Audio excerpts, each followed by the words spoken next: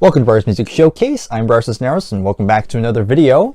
And it's been a while, but here is another record store finds video where I go through everything I bought at a record store. So I just came home. Of course, I went to Fork Rare Records. That's usually my go-to place, and I have about 12 CDs here. And before I actually start, shout out to a viewer who has actually watched some of my videos. So that person is Sheridan. He actually recognized me while I was there, which is now the second time it's happened. So hopefully I don't get an ego from it.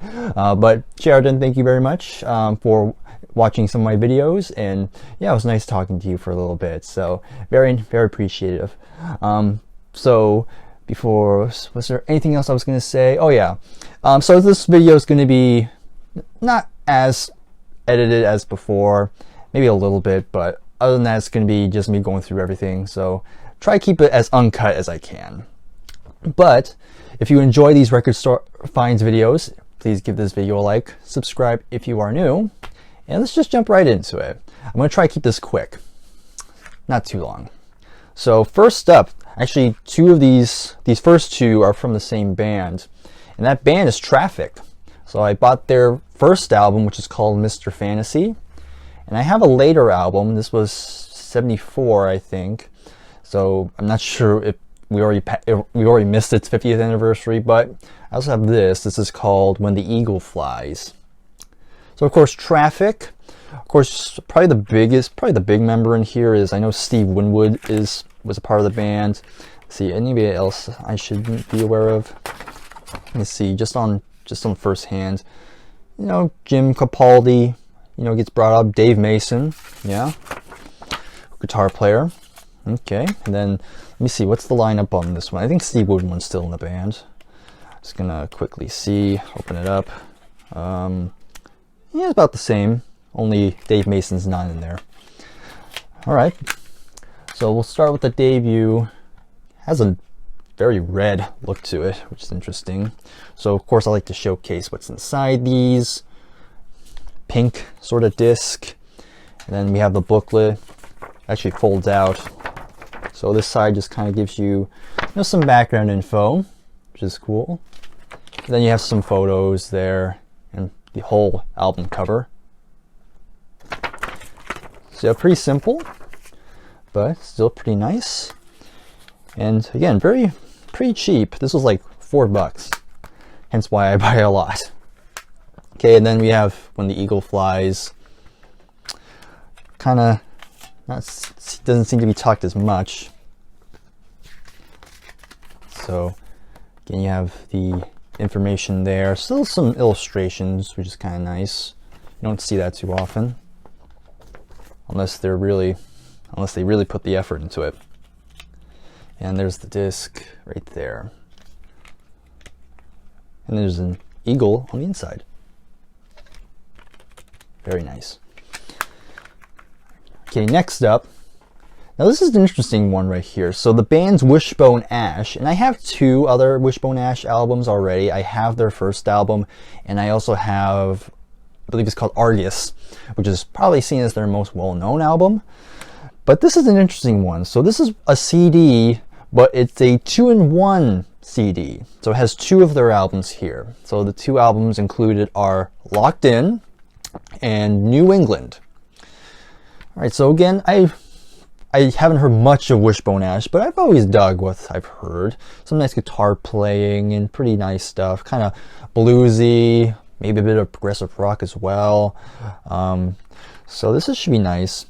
Normally, I try to avoid these 2-in-1 packs because, I kind of prefer if I just have them by themselves. But, sometimes you just kind of take what you get. So I'll let it slide this one time. As you can see, this is just a pamphlet, not really much to say. Just gives you the information and all the songs and stuff like that. So again, not much to say. Here's the disc again in case I forgot to show it, but yeah, there we go. Okay, next up, another album by a band I've shown a few times in this channel. Again, it's my favorite jazz fusion band, and that is Weather Report. And this one is called Tail Spinnin'. And of course, they always gotta stick the hype sticker right on the jewel case, which I hate. It's really annoying. But again, on Columbia CD, then here's some imagery. I guess it's fireworks or some kind of explosions in the inside. Yeah, because there's fireworks on the back of the booklet. So open it up. Again, it's got some background information, of course.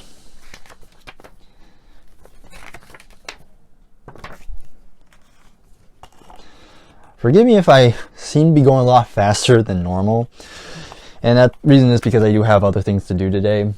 So gotta make it a little bit quick, but hopefully it's okay. Hopefully I'm somewhat coherent. Now this next one here is very interesting. So you look at this, it says compact disc. It's technically not the name of the album. It's just called album, or I don't even think there's even a title for this album. But the group is called Public Image Limited. And what's notable about this is that this is the band, of course, formed by John Lydon, or more commonly known as Johnny Rotten from the Sex Pistols, which was basically the band he formed after the Sex Pistols kind of went out the door, shall we say. And so yeah, I have no idea what to expect, but I heard some good things actually about this group. So now, again, going this completely blind, but it should be interesting, should be fascinating. You know, Johnny Lydon is kind of a very interesting reputation.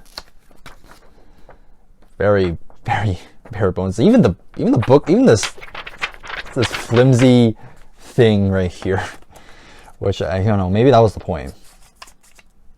Just be as stripped back as possible. But you know, again, if you're a fan of this band, let me know what your thoughts are, or if you know them, I should say. And of course, in the comments below, let me know your thoughts on any of these albums I've shown.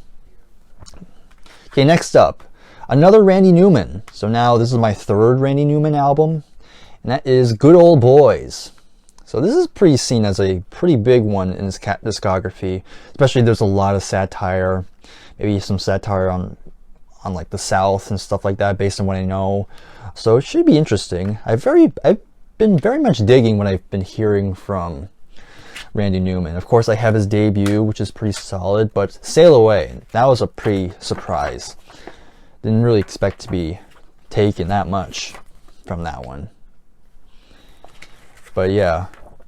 But again, this one, like I said, this one's seen as pretty highly regarded, so we'll see how I feel on this one.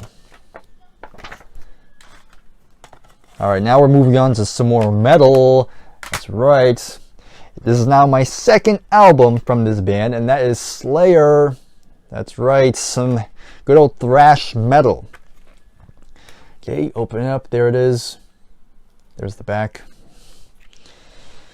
Alright, it's a booklet this time. So of course, I mean, I've never been, I wouldn't say I'm a die-hard Slayer fan. They're not really my favorite, but you know, I respect them. You know, they have a pretty big following, of course. And you know, I have Rain and Blood. I already have that, and that's actually that's an album that's grown on me over the years. So yeah, I'm definitely open to check this one out. I think this gets good reviews, I think. Alright, these next two are by the same band, and this is a progressive rock band. And if you're in the progressive rock, you know, community, this band gets brought up quite a bit, and that band is Graaf Generator. So these are the two I ended up getting. So this one is Still Life. I like the album cover, it's pretty cool. Open it up, it's on the Charisma label actually. Again, it's so surreal because I'm so used to seeing that label on Genesis albums. But yep, open it up. Of course, I think the most notable figure with this band is Peter Hamill. If I'm not mistaken, that's his name. Yeah, Peter Hamill. So I think I've heard some Graaf way back in the day, back when I was just getting into more progressive rock. And I can't really remember my thoughts on it. I think I might have liked it, but I'm not 100% sure. But yeah, we'll see how I feel now, if they have grown on me since then. And the other one I found is called The Quiet Zone / The Pleasure Dome. I now have 2 albums, British bands, that have Pleasure Dome in the name of the albums. I'm looking at you, Frankie Goes to Hollywood. But in any case. Okay, another one on the Charisma. It's upside down, but you know. Let me see what's underneath. Let's see what's underneath. Okay, not much, just not worth noting. Okay, let's take the booklet out.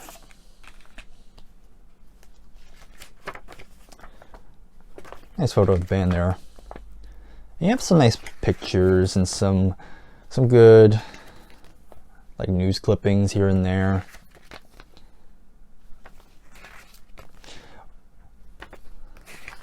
And then an ad for the other albums. Again, if you're a fan of Graaf Generator, please let me know your thoughts on these 2 albums, because I know they have other albums that I think are seen as better, but you know, maybe these would be good starters. And we have another metal band, a death metal band. I know, I'm going there. So the band is called Arch Enemy, and this is the album called War Eternal. Of course, what's notable about, I mean, going back a sec, I've heard of Arch Enemy before. They get brought up every once in a while. And what's notable about them, they're not the only band, but one of the bigger death metal bands.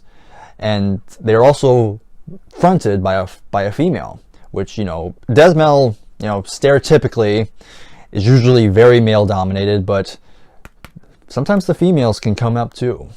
And I think I've heard snippets, and again, they're a band I've been meaning to check out.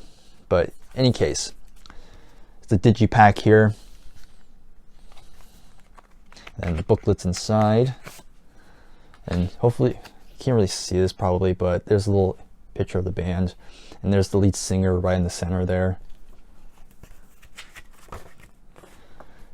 Okay, so pretty straightforward. Again, each member of the band, there's the guitar player, then there's the vocalist again. I tried to keep this uncut, but my battery died. So moving on. So I just like I said, not really much else to say, just lyrics and just images of, oh, this is actually a cool image. It's kind of interesting right there. Even more weird stuff here, but that's to be expected with death metal. All right, and then we have 2 more to go. And again, they're from the same band. And that band is Uriah Heep. A band I've talked a lot more very early on, but I haven't talked about them much lately. So these 2 are from a period, this is known as the John Lawton, because their most well-known singer was David Byron, but he left the band at some point, and they got John Lydon on vocals. And these are the 2 he sung on. We have, I can't remember which one came out first. I think it was either, regardless. But we have Firefly, and we have Innocent Victim. I guess we'll start with Firefly, why not? I like the artwork, by the way. Art was pretty nice. And take out the booklet. Again, let's showcase the whole artwork there. Very nice. Lots of good images there, again, and a nice little sketches of the band. That's kind of cool. All right. Definitely looking forward to checking these 2 out.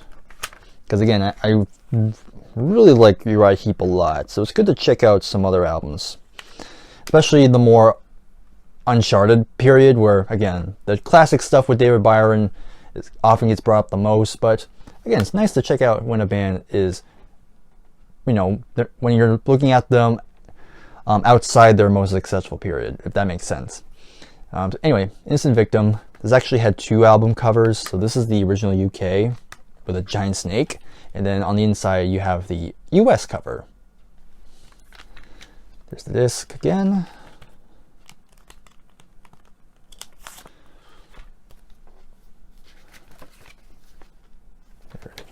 Again. Just gonna go through this quick again. I mean, you can pause if I'm going too fast. You can just pause the video if you want to get a better look at this stuff.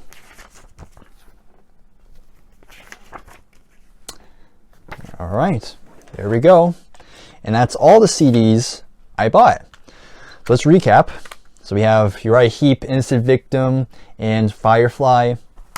Arch Enemy, Eternal, War Eternal. Then Graaf Generator, we have the Quiet Zone / Pleasure Dome, and then we have Still Life.